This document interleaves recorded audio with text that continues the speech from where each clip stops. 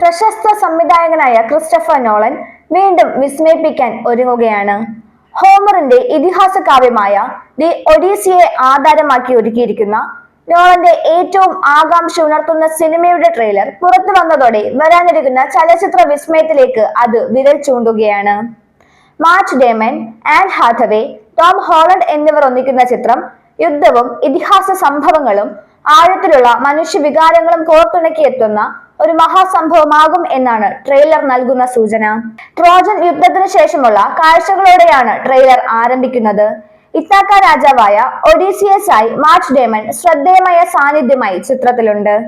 വർഷങ്ങളോളം നീണ്ട യുദ്ധത്തിന് ശേഷം സ്വദേശത്തേക്ക് മടങ്ങാനുള്ള ദൃഢനിശ്ചയവുമായി അദ്ദേഹം നടത്തുന്ന സംഭവ ബഹുലമായ യാത്രയാണ് പശ്ചാത്തലം.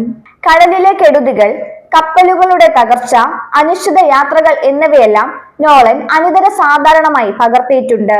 ദൃശ്യങ്ങൾ വിസ്മയം പകരുന്നവയാണ്.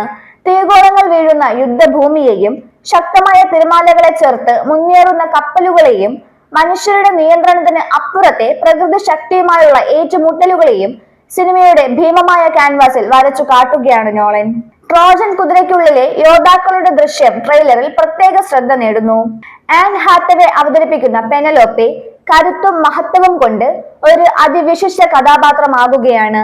ഭർത്താവിന്റെ മടങ്ങിവരവിനായി കാത്തിരിക്കുമ്പോഴും സമ്മർദ്ദങ്ങൾ നേരിടുന്ന അവളുടെ മനോവേദനയും ശക്തിയും അതിഗംഭീരമായി തന്നെ ഈ നടി അവതരിപ്പിച്ചിട്ടുണ്ട്.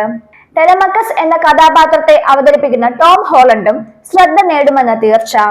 ചരിത്രവും ഇതിഹാസവും യാഥാർത്ഥ്യവുമെല്ലാം ചലച്ചിത്ര അനുഭവമായി ലയിപ്പിക്കുന്ന ക്രിസ്റ്റഫർ നോളന്റെ പുതിയ ശ്രമം സിനിമാ ലോകത്ത് വലിയ ചർച്ചകൾക്ക് വഴിവെക്കും. ട്രെയിലർ തന്നെ സൂചിപ്പിക്കുന്നത് പോലെ ദി ഒഡീസി വെറും ദൃശ്യവിസ്മയമല്ല, മനുഷ്യവികാരങ്ങളെ ആഴത്തിൽ സ്പർശിക്കുന്നതിന്റെയും ചലച്ചിത്രാവിഷ്കാരമായിരിക്കും.